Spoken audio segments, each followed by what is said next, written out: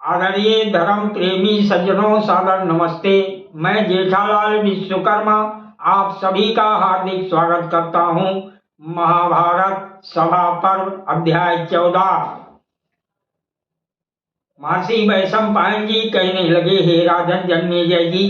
तब दुर्योधन बोला, हे विदुर, यहाँ आओ, तुम जाकर पांडवों की प्यारी एवं मनो अनुकूल पत्नी द्रौपदी को यहाँ ले आओ। वो भाग्यहीना शीघ्र यहाँ आए तथा मेरे महलों में झाड़ू लगाए। उसे वहीं दासियों के साथ रहना होगा। विदुर जी बोले, अरे मूर्ख, तेरे जैसे नीच के मुख से ही ऐसा दुर्वचन निकल सकता है। तू कालपाश में बंधा होने से कुछ समझ नहीं पा रहा।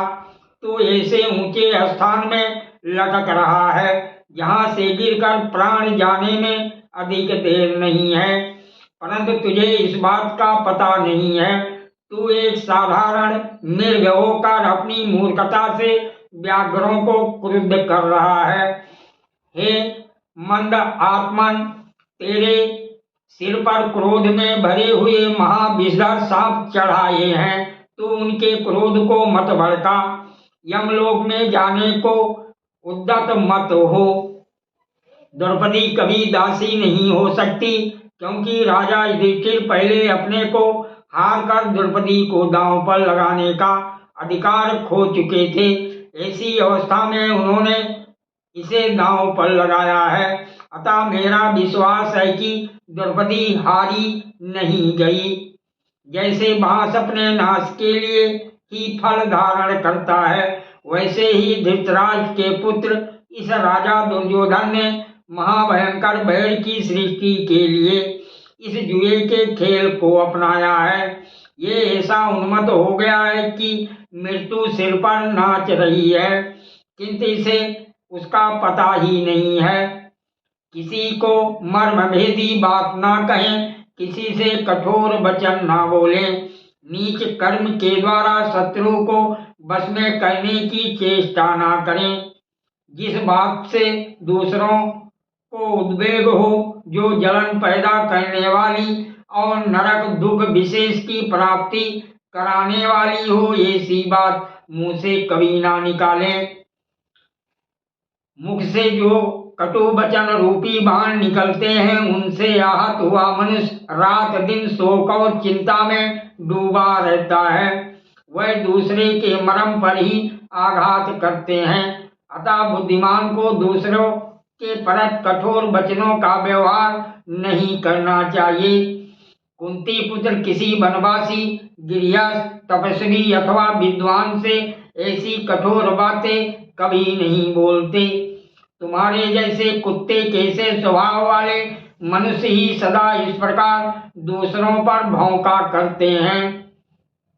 चाहे तुम भी जल में डूब जाए, पत्थर तैरने लग जाएं तथा नौकाएं भी सदा जल में डूब जाया करें, परंतु धृतराष्ट्र का ये मूर्ख पुत्र राजा दुर्योधन मेरी हितकर बातें नहीं सुन सकता।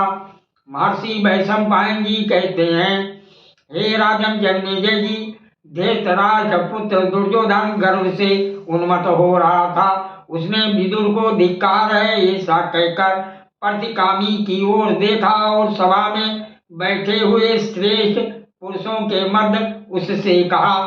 दुर्योधन बोला, हे प्रतिकामी, तुम द्रौपदी को यहाँ ले आओ। तुम्हें पांडवों से भयभीत नहीं होना चाहिए।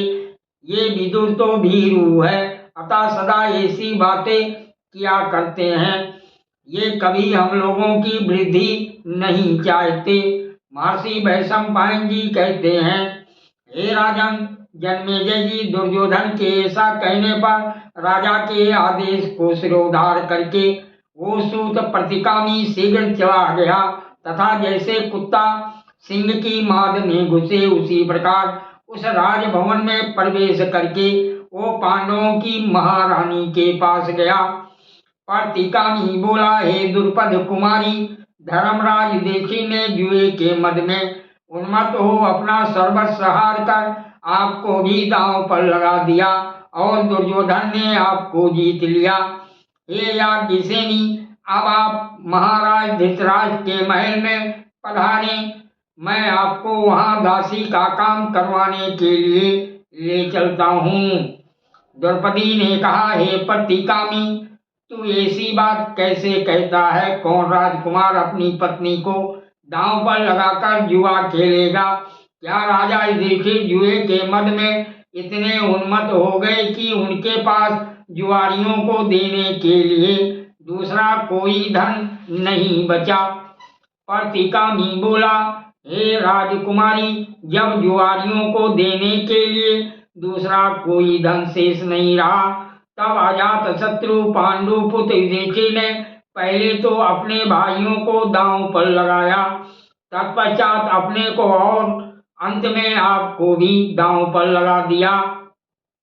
द्रौपदी ने कहा, हे सूत पुत्र, तुम उस सभा में जुआरी महाराज के पास जाओ तथा वहां जाकर ये पूछो कि आप पहले अपने को हारे थे या मुझे।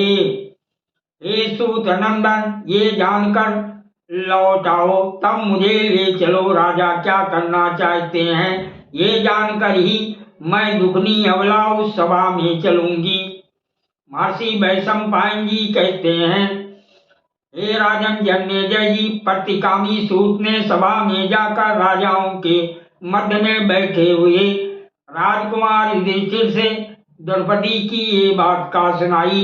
उसने कहा, द्रौपदी आपसे पूछना चाहती हैं कि किस किस वस्तु के स्वामी रहते हुए आप मुझे हारे हैं, और आप पहले अपने को हारे हैं या मुझे?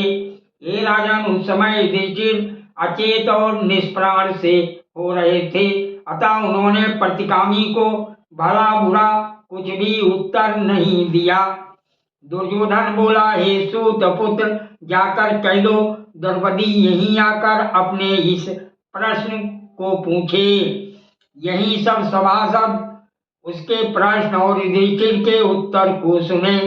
महर्षि वैशंपायन जी कहते हैं, हे राजन जन्मेजय जी, प्रतिकामी दुर्योधन के बस में था, अतः वो राजभवन में जाकर महारानी द्रौपदी से व्यथित होकर बोला। प्रतिकामी बोला, हे राजकुमारी, वह दुर्योधन आदि सभासद तुम्हें सभा में ही बुला रहे हैं।